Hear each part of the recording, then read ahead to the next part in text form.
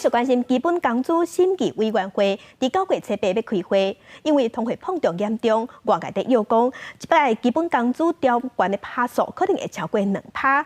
不过劳工团体是呼吁讲，应该爱比照军工教同款，调悬到4%才有合理。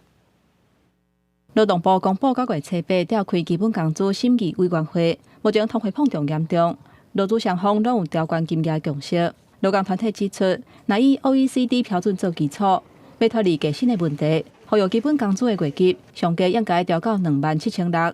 若是会当落实基本工资3万块，伊嘛乐观其成。至少要比照军公教，至少要4%。我们的薪资中位数大约42000，乘以2/3的话，那在台湾来讲，只要工资低于27600的话，就是低薪族。蔡政府上任以来，已经连续7年起基本工资，平均起4.05%，为106年21009块，到112年的月级是26400块，一点钟薪水是176块。学者讲，虽然制造业甲类似的产业景气无同款，不过审议的结果一定会反映消费者物价指数年增率。目前已估是2.1%，所以起的幅度一定会超过2%。消费者物价指数这个部分要反映出来嘛？